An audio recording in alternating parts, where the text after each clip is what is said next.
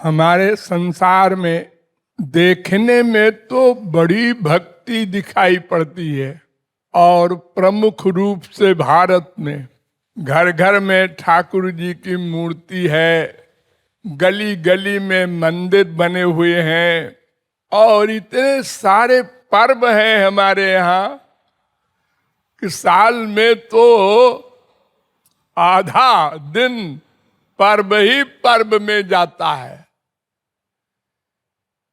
ये सब हमारे पूर्वजों ने इसलिए बनाया था कि हम इसी बहाने भगवान की भक्ति करें, लेकिन सब गड़बड़ हो गया। क्या गड़बड़ हो गया कि हमारी भक्ति को संसारी कामना ने दूषित कर दिया। 99% लोग संसारी वस्तु को पाने के लिए भक्ति करते हैं। बड़ी भीड़ हो रही है, वैष्णो देवी जा रहे हैं, तिरुपति मंदिर जा रहे हैं। वहां क्या है?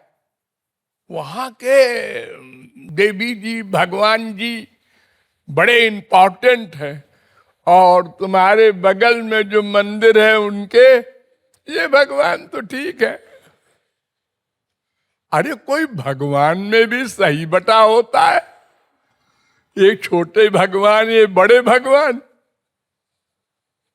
अरे इन सब भगवानों को तो छोड़ दो। सबसे बड़ी बात, साक्षात भगवान तुम्हारे हृदय में बैठे हैं।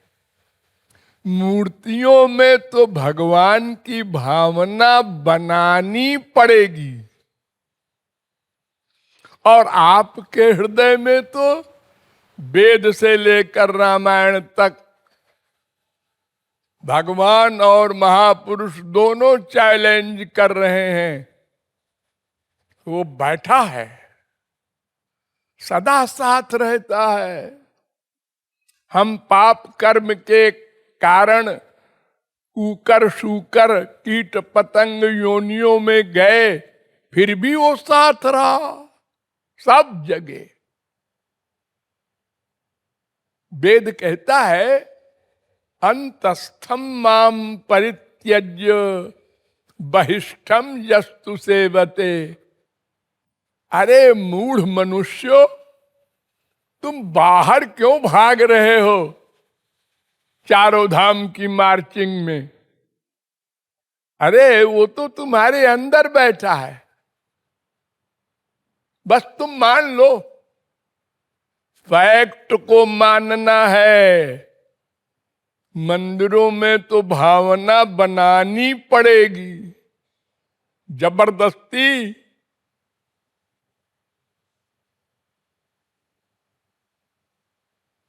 तो संसारी कामनाओं के गुलाम हो गए हम लोग और मंदिरों की भीड़ और हमारी उपासना का स्वांग सब पाखंड हो गया।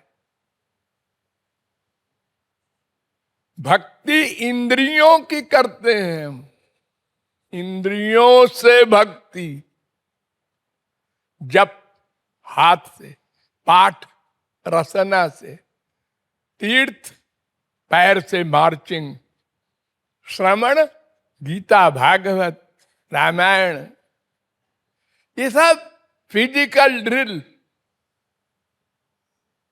मन कहाँ है? मन तो माँ बाप बेटा स्त्री पति में आ सकता है। शुद्ध किसको करना है? मन को। तो ये तो जीरो में गुणा कर रहे हो तुम। चाहे लाख से गुणा करो, चाहे करोड़ से गुणा करो, जीरो आएगा। तुम्हारा मन जहां पर है, मरने के बाद उसी की प्राप्ति होगी। जानति देवव्रता देवान पितरीन जानति पितृव्रता भगवान का चैलेंज है अर्जुन के प्रति, जो देवताओं की भक्ति करेंगे स्वर्ग जाएंगे, नश्वर स्वर्ग, वहां भी माया का आधिपत्य। लेकिन हमारे देश के बड़े बड़े काबिल लोग,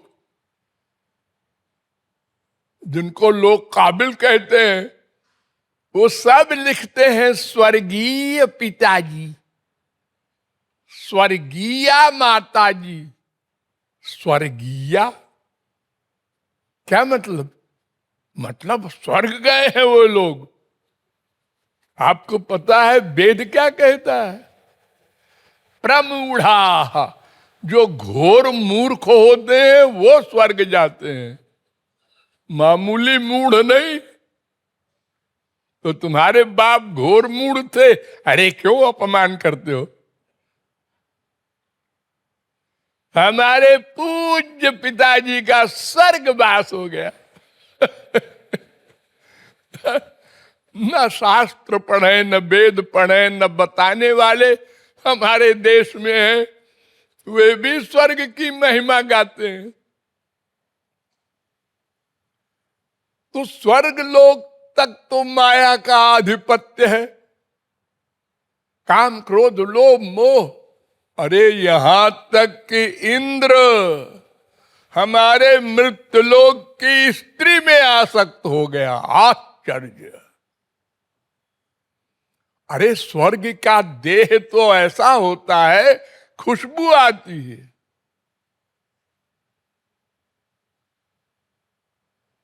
वो स्वर्ग सम्राट इंद्र गौतम की स्त्री में आसक्त हो गया।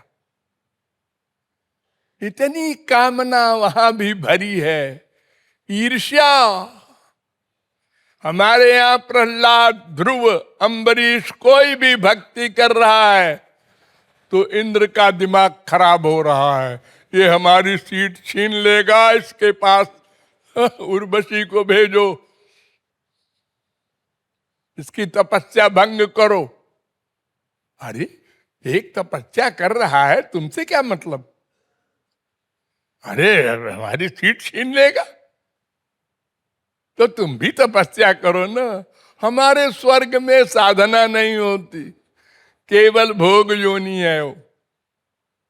तभी तो स्वर्ग वाले मानव देह चाहते हैं, इतना गंदा देह मनुष्य का वो स्वर्ग वाले चाहते हैं।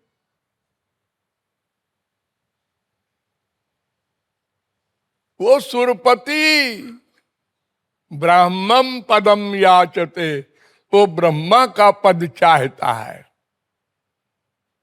आ ब्रह्म भुवनालोका पुनरावर्तिनोर्जुन, ब्रह्मलोक तक जाकर लौटना पड़ेगा।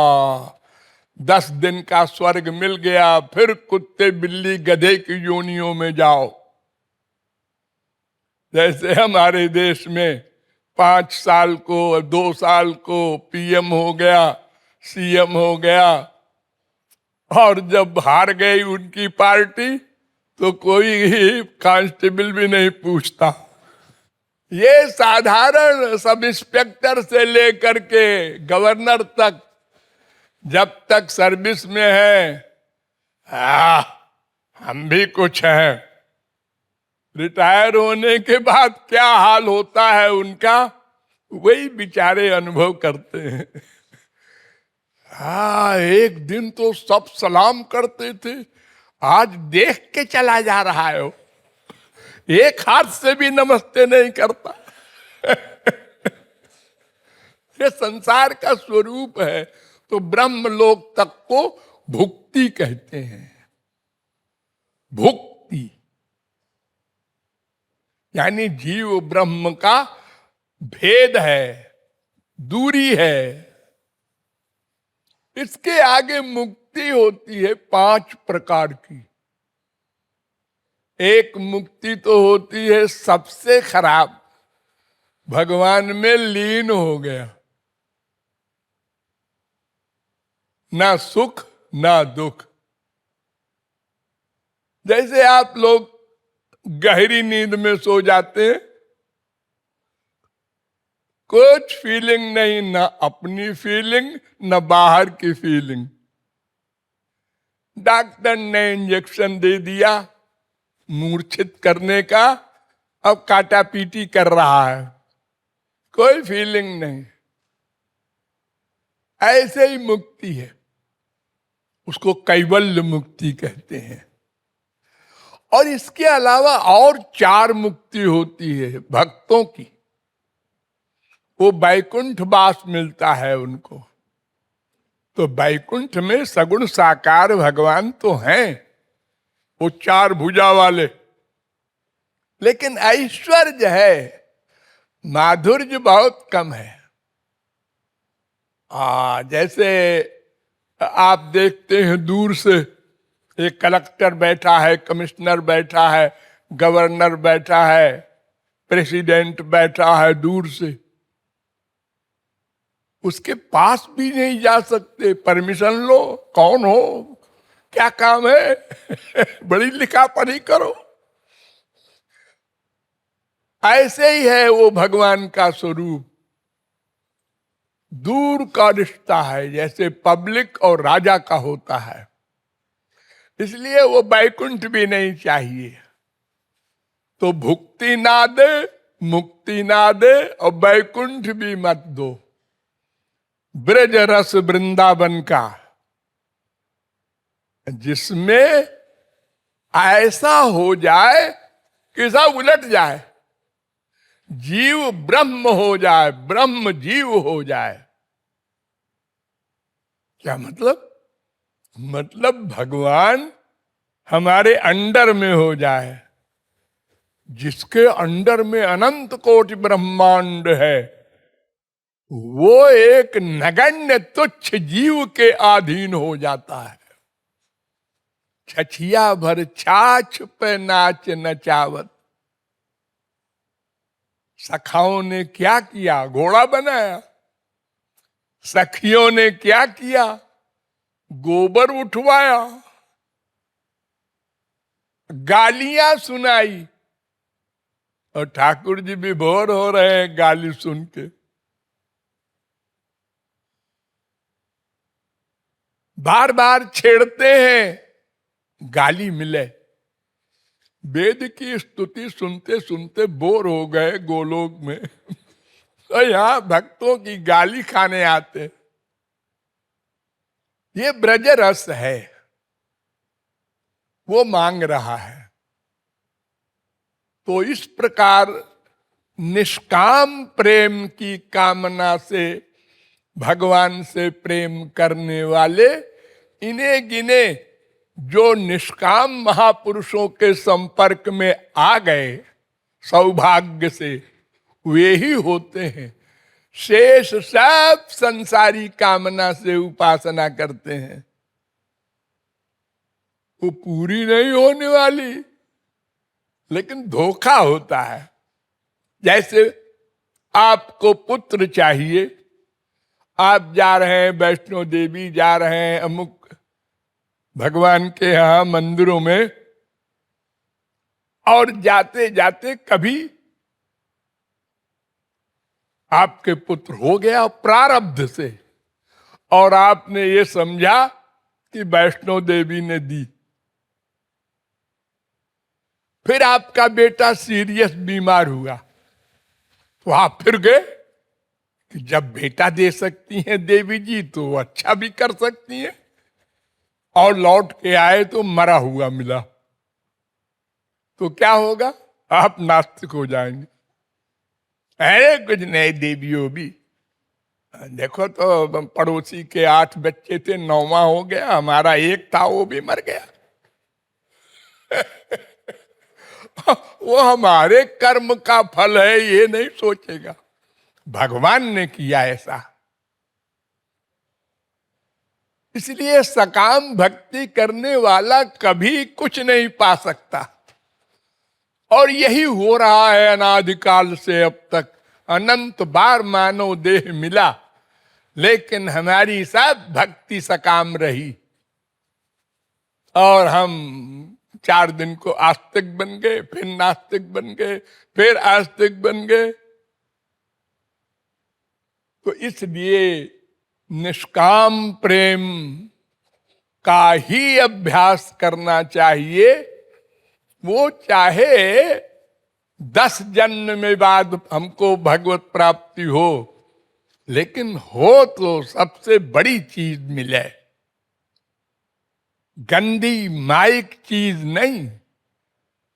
अगर भगवान दे भी दे किसी को बेटा बेटी, तो क्या होगा? कति नाम सुता न लालिता। अरे अनंत बाप बना चुके हम लोग, अनंत माँ बन चुकी, अनंत बीबी पति बन चुके, अनंत जन्म में क्या हुआ? तृप्ति हुई? अरे जलती हुई आग में घी डालोगे तो कहीं बुझेगी आग और बढ़ेगी। भोलापन है हम लोगों का। अतएव यदि सौभाग्य से पूर्व जन्म के पुण्य से किसी को वास्तविक महापुरुष मिल जाए और ठीक ठीक तत्व ज्ञान करा दे, तभी जीव का कल्याण मार्ग प्रशस्त हो सकता है और फिर वो चलता जाए, किसी के बहकावे में ना आवे, तो एक दिन लक्ष्य की प्राप्ति कर लेगा। अन्यथा संसारी कामना उसको सदा संसार में ही घुमाती रहेगी। ये मानव देह तो कभी कभी मिलता है। सर्गेषु, करोड़ों कल्प के बाद ये मानव देह मिलता है। कबहू का करी करुणा, नर देही देत ईश। और हम लोग इसको बिता देना चाहते हैं। एक बूढ़ा आदमी कहता है बेटे से, बेटा तुम अपनी फिक्र करो, मेरी तो बीत गई। क्या बीत गई? मतलब अब मरने वाले हैं, तो मरने के बाद क्या होगा है मालूम है? ये नहीं सोचा। ये सोचने का समय ही नहीं है हमारे पास। बहुत बिजी हैं जी हम लोग। बस मानव देह समाप्त हो जाए। क्या हुआ? हमने ब्याह किया, 4 बच्चे हुए, सबको पढ़ा लिखा कर बड़े बड़े आदमी बनवा दिए, और एक कोठी बनवा दी, और ये कर दिया वो कर दिया, और फिर मर गए। तो उसके बाद क्या हुआ? पता नहीं। अरे पता लगा लो पहले से क्या होता है मरने के बाद। असली बात तो वही है। मीठा मीठा शरबत तो पी लिया, और ये पता नहीं इसमें पॉइजन मिला है, इसका परिणाम क्या होगा। अतएव बहुत समझदारी के साथ